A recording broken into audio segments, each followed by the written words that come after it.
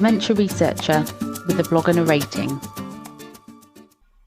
Science communication, reaching out of the bubble.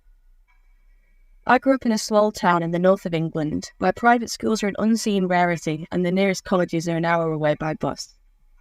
By the time it was my turn to apply to university, I'd had my heart set on Oxford for quite a while.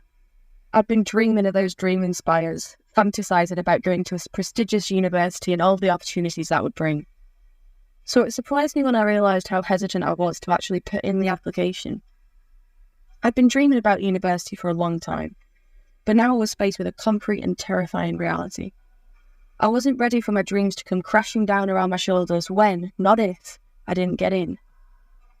When people ask me how I was so certain of that rejection, I give a vague answer about my grades not being high enough or my personal statement not impressive enough. But honestly, it was the simple fact that Oxford University felt so very far away. It's the same reason I don't think I'll be a famous actress or an astronaut. There's nothing explicitly stopping me from doing those things. I just won't get there. People like me don't get to be movie stars or go into space or be academics. I didn't know anyone who had gone to Oxford. Nobody there sounded like me. Nobody there calls the meal at the end of the day tea or knows all the tones of the phrase be right. It might sound silly, but Oxford may as well have been Hollywood or space. Ultimately, the reason I applied wasn't hope of getting in. It was spite. If I was going to be rejected from my lifelong dream of attending a prestigious university, then I was going to make them reject me to my face. Except they didn't. This is the story I told over 300 students last week from the small town where I grew up. I told them about every moment of feeling like I wasn't enough. I told them that 90% of people at prestigious universities don't think they deserve to be there.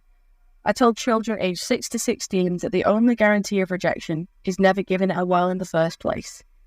And it felt so good. I've been involved in the science communication sphere for a while. The bottom line is that I absolutely love explaining things. I love any opportunity to talk excitedly about a subject that I'm passionate about and see other people's eyes light up with that spark of curiosity.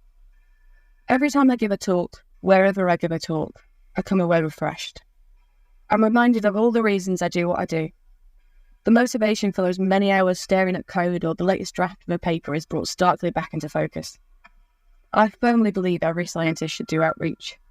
Of course, it's a very good thing to do for the community and science more broadly. But on a completely selfish note, I can't think of anything else that drives me more than telling a 10-year-old that the research we do now might just change the future. With that being said, there was something different about science communication back home. Looking out at a sea of students who were sat in the same place I was, wearing the same uniform and heading off to lessons with the same teachers, it hit differently.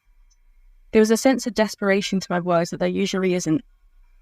When I told them to give it a whirl, to start exploring and to fight for their place in their own future, I meant it with every fibre of my being, because I remember with every student just how close I was to not taking that advice. I remember how it felt to think that academia was a pipe dream, not for people like me. And I viscerally need them to know that isn't true. Every day there are students who don't take the leap. Not because of laziness, not because their grades aren't high enough, not because they wouldn't absolutely thrive in higher education, just because they think they're not good enough. I think that's a feeling that the vast majority of academics can sympathise with. We often talk about the leaky pipeline of academia, but ignore all the potential we lose before the pipeline's even begun. According to a report from 2021, just 15.9% of Oxford applications came from the north of England, whereas applications from the south made up nearly half the total. If we truly want to do effective outreach, we need to reach out further. In 4 days, I reached over 300 students across 5 different schools in the northwest. Imagine just how much could be accomplished if 10 people took 1 day to reach out. Not just to the north of England, but to all the groups that are historically and continually underrepresented at top universities. It isn't a trivial task, but it is a worthwhile one. Contact your funders to ask if they would be willing to pay for train costs or accommodation. Look out for grants specifically designed to improve science communication. Don't be afraid to cold email schools and ask if they'd be interested in a career talk. Start forging links today that might help a student in future. A perpetual issue in academia is that almost none of us think we deserve to be here. No matter your background, that's something you have in common with a population who don't see themselves represented at university. Don't wait for the next organised outreach event.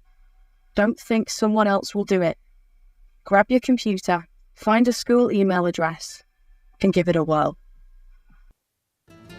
Thank you for listening. Join the Dementia Research bloggers and share your own views.